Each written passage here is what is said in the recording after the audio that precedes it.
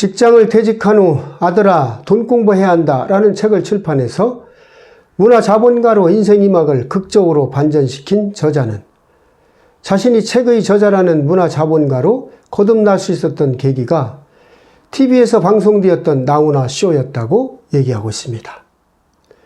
인생의 반전 카드는 자신도 모르게 지나가는 경우가 많이 있죠. 사람의 미래는 함부로 얘기할 수가 없는 것 같습니다. 인간사 세옹지마라는 말이 의미하듯 사람의 앞날은 살아봐야만 알 수 있다는 거죠. 근데 여기서 중요한 것은 아무리 어려운 상황에 처하더라도 결코 희망의 끈을 놓아서는 안 된다는 겁니다. 살다 보면 인생의 터닝 포인트가 되었다는 사건이나 사람들이 있었다는 생각들 많이 해보셨을 겁니다. 역사적 큰 사건들도 대부분 다 작은 것에서 시작이 되었죠. 나훈아는 3시간 동안 콘서트를 하면서 출연료 한 푼도 받지 않는데 어떻게 저렇게 당당할 수가 있을까? 저자는 이렇게 생각했다는 겁니다. 여기에는 여러 가지 이유가 있겠지만 이 책의 저자는 경제적인 측면에서 해답을 찾았죠. 가수로서 나훈아는 직접 만든 곡이 많아 저작권 수입이 연간 수억 원이 있어 출연료에 연연할 필요가 없다는 사실을 떠올렸습니다. 그래, 바로 이거구나. 자본소득. 반면 남진은 저작권 수입이 없어 공연과 CF 활동 등 근로 활동을 지속하고 있다고 분석하고 노준비는 바로 이렇게 해야겠다고 결심했다는 겁니다. 20대 후반부터 인생의 모든 것을 다 바친 회사에서 갑작스레 퇴직 통보를 받았을 땐 무언가 얻어맞았다는 그런 느낌이 들었다는 거죠. 회사에서 짐을 챙겨 나오는데 종이박스 3개 분량. 25년 세월이 이게 전부구나. 하루아침에 사이에서 필요 없는 존재가 된 그런 느낌이 들었다는 겁니다. 저자는 퇴직 후 고정수입의 필요성을 깨달았고 내 월급과 지위가 영원할 것이라는 그런 착각에서 빨리 벗어나 월급쟁이 직원으로만 살지 말아야 함을 강조하고 있습니다. 따라서 직장인도 경제와 돈의 원리를 배워야 한다고 강조하고 있습니다. 이런 맥락에서 오늘 이야기의 제목을 노준비 주의점, 월급만 믿다가는 나락으로 떨어질 수도 이렇게 한번 붙여봤습니다. 직장인들이 강제적으로 퇴직을 하면 순간적으로 마치 사회적으로 죽음을 당한 것 같다는 생각이 든다고 하죠. 스스로에 대한 원망과 타인이나 환경에 대한 섭섭한 마음이 크다는 겁니다.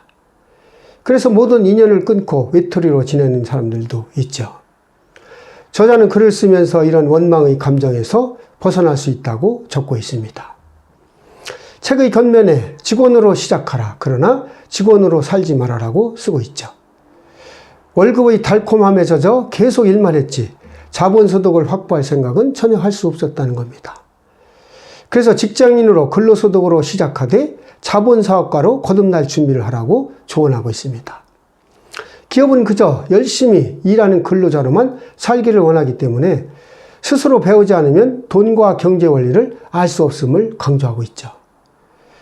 회사에서 주는 월급과 명함, 인맥이 자신의 것이라는 착각에서 벗어나야 하는 것도 당부하고 있습니다. 모든 건 퇴직하는 순간에 물거품처럼 사라지기 때문이죠. 그래서 월급이 아닌 고정소득을 만들고 회사 명함이 아닌 내 사회적 지위를 만들고 나만의 인적 네트워크를 구축해야 한다고 적고 있습니다. 축구선수가 야구를 하면 몸살 난다는 말이 있듯이 직장에서 일할 때 안 쓰던 근육을 써보라는 거죠. 그게 바로 돈 공부라고 얘기하고 있습니다. 퇴직 후 근로소득이 끊어지게 된 자신이 왜 힘들고 불안해했는지 실마리가 풀렸다는 거죠.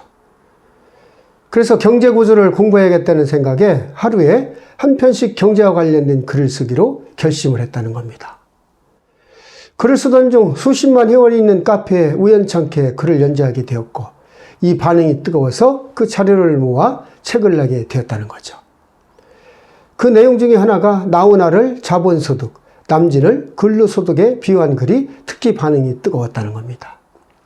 또 하나의 사례로 서태지와 아이들 그룹이 해체된 후 멤버 3사람의 소득 유형을 분석한 글이 인기를 얻었다는 거죠.